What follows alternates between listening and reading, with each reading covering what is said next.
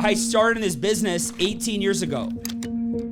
And if you would have found me 18 years ago, you guys, you would have had to walk into a restaurant.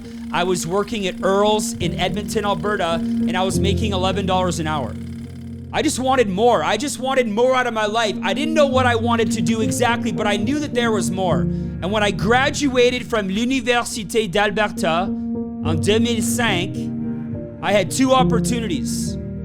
Opportunity one was the restaurant that I had worked at offered me a general manager position. They offered me $100,000 a year.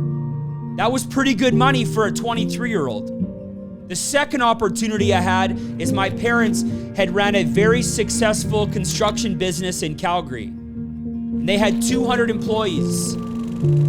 I was the oldest son. My family was from Slovenia, very traditional family, and the business was now mine to take over. And my parents asked me a question. They said, if not this, then what? I said, I don't know.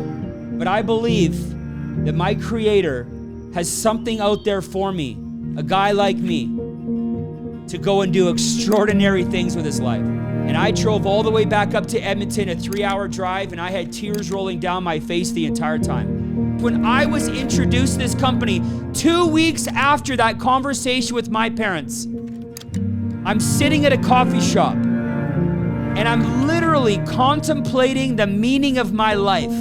God, why am I here? What am I going to do with my life? I don't want to work at a restaurant forever. I don't want to go down the easy path with my family business. What is there? What is there for guys like me that wanted so bad? Guys that were sick their whole life, a late bloomer, bullied in school, didn't have a ton of friends growing up, a bit of a loner because I always thought different.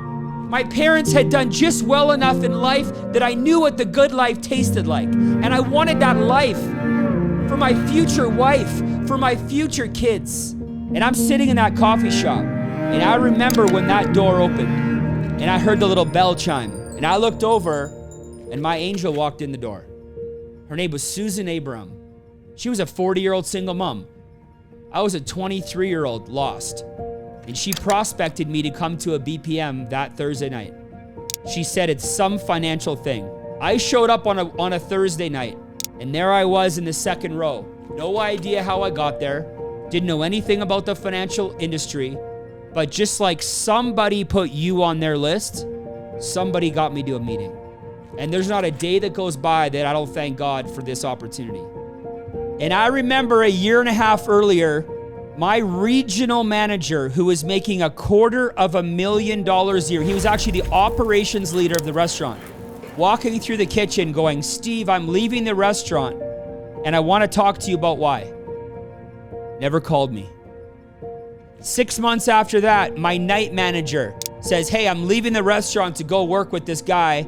We should talk. I want to tell you what I'm doing. I'm like, absolutely. If you guys are both leaving, you're my dream job's dream job. Never called me.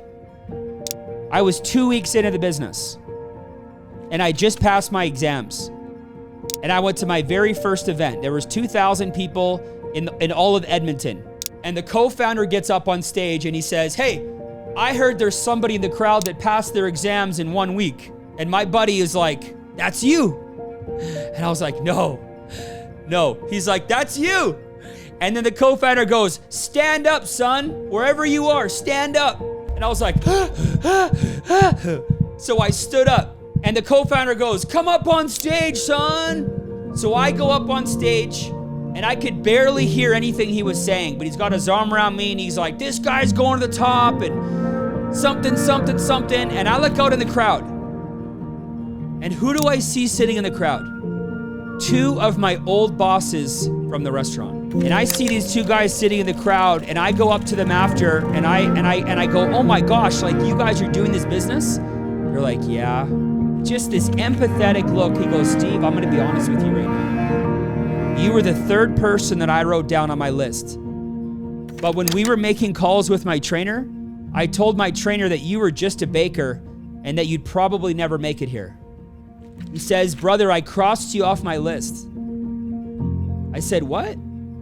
He said, I took my pen and I crossed you off my list. all of my insecurities from my childhood came back to me in that moment. And I know he didn't mean anything by it, you guys, but I was sick when he told me that. You never, ever, ever count somebody out of the race. Don't you ever count somebody out, because you never know what's on the inside.